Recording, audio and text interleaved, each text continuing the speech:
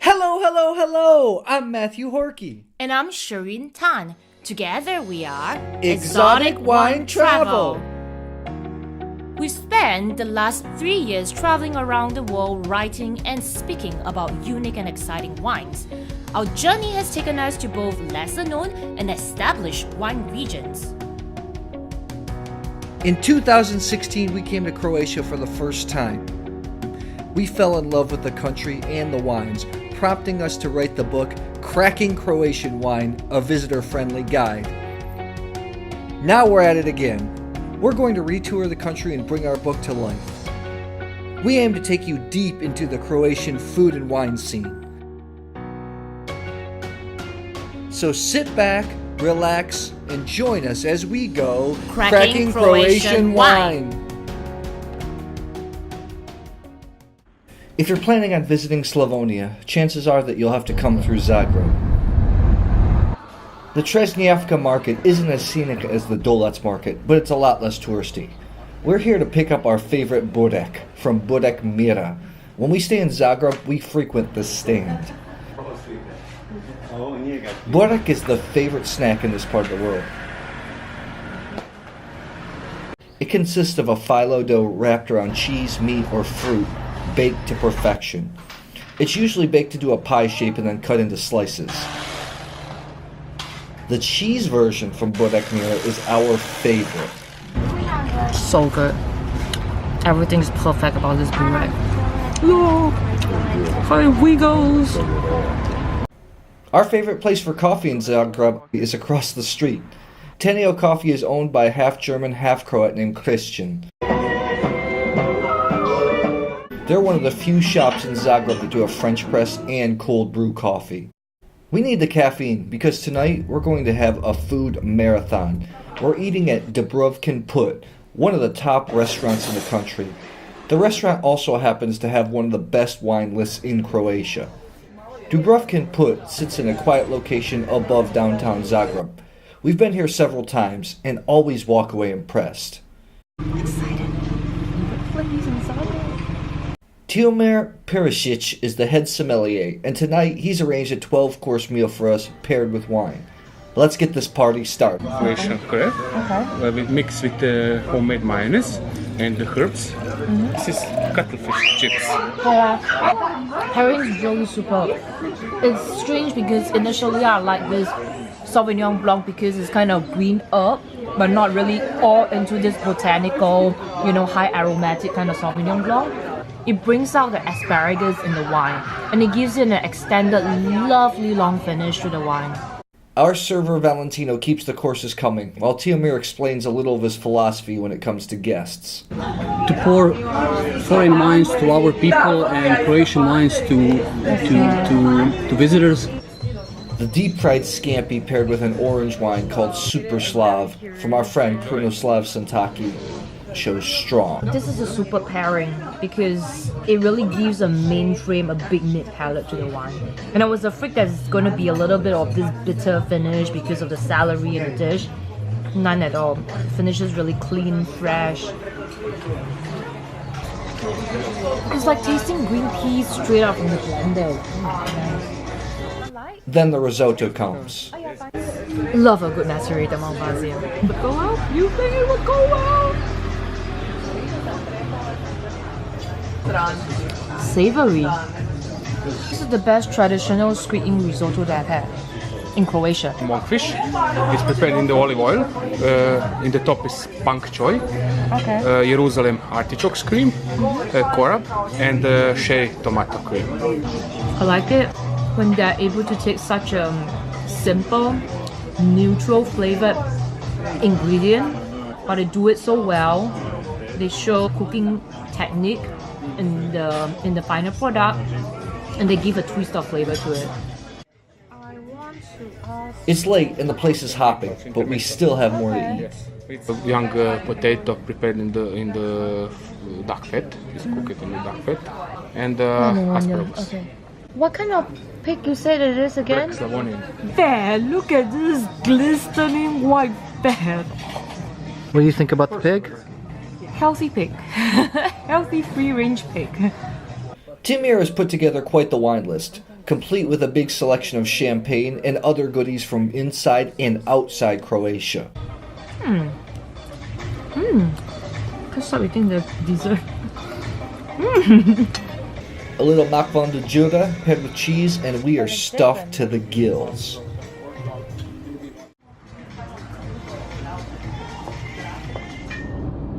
In the morning, we make the 2-hour drive east to Slavonia.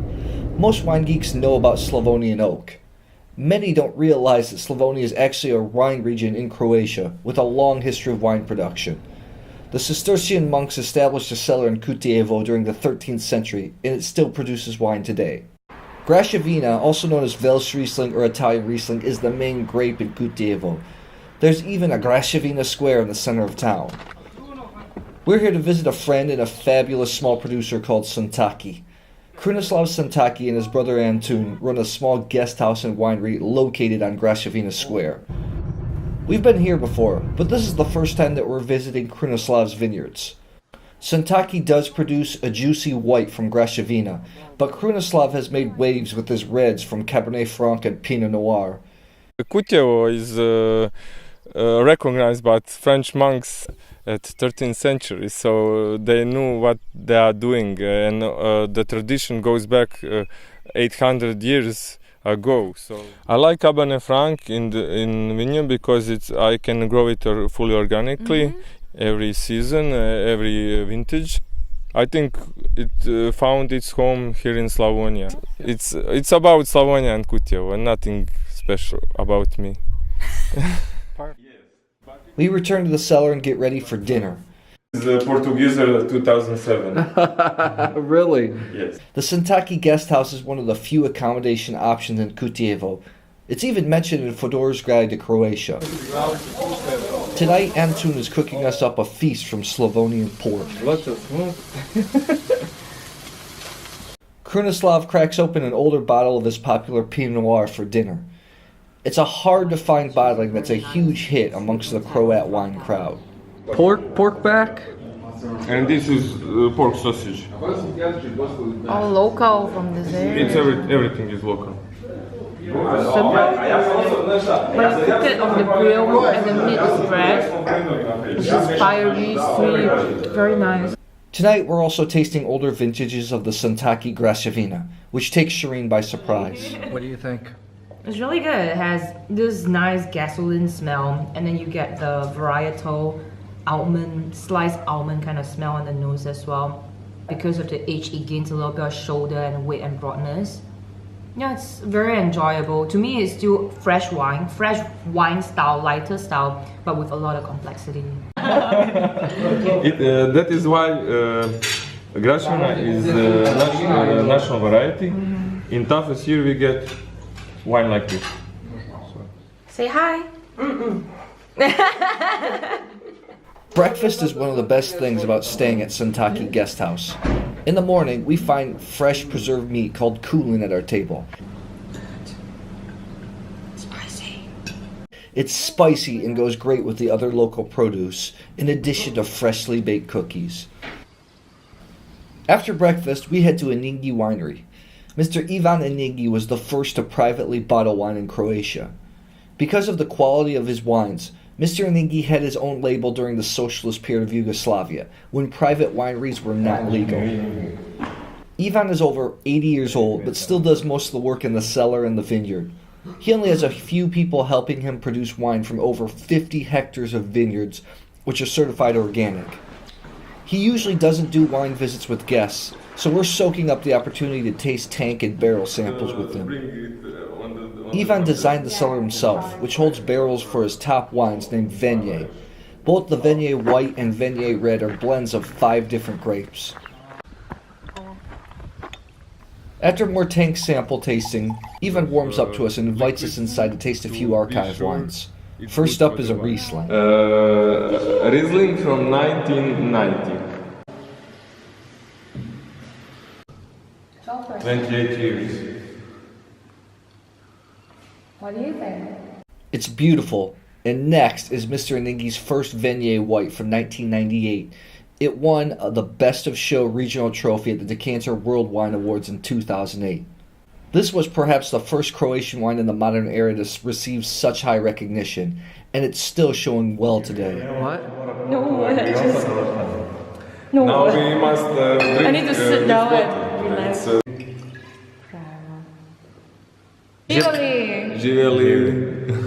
Super. There's a reason that the Cistercian monks decided to plant vines here. Slavonia, especially the areas around Kutjevo, is fantastic for all types of agriculture. All this potential isn't fully realized. It remains one of the poorest areas in Croatia. Some say that as much as a busload of people leave Slavonia every day. A few of the wineries are working on creating jobs in hopes to keep young people in the region. One of these producers is Krauthaker, who has 45 full-time employees. Vlado Krauthaker was a winemaker at Kutjevo cellars before leaving in the 90s to start his own project. He started with less than a hectare of vineyards, and today produces over 600,000 bottles of wine per year. The name Krauthaker has become a stamp of high quality in Croatia. It's Sunday when we arrive, but Vlado's daughter Martina and her husband Ivan are kind enough to open the cellar and tasting room, which boasts beautiful views over Kutjevo. Krauthaker became famous by producing Graševina, and they bottle several different wines from the grape, including their top example from the Mitrovac vineyard. It has gives it more dimension, make it smarter. It makes the wine smart, not just, mineral, not just like asparagus and pungent. These days, Martina has taken over the winemaking duties from her father, but he still has his stamp on the winery, including the Kuvlake wine. They are orange wines inspired by Vlado's trip to the country of Georgia a few years ago. The latest vintage of Graševina just won a gold medal at the Decanter World Wine Awards. Martina and Ivan keep the wines flowing. Krauthaker may have started out producing white wines, but they make outstanding reds and sweet wines too. We're especially fond of the Syrah in addition to their Mercs, a blend of Merlot and Cabernet Sauvignon. We visited Krauthaker before, and every time it seems like we taste over 30 wines, and all are of high quality. When you see a Krauthaker wine on the shelf, you can be assured of good wine inside the bottle. Kutjevo Cellars has the largest vineyard holdings in Slavonia. Their cellar was set up by the monks in the 13th century. Their Graševina bottling is always of high quality. There are a number of other notable producers in the area, including Ajic, Perak, Ferravino, and Orahovica. Today, we don't have the time to visit them all. We're stopping at one of the newest projects in the region.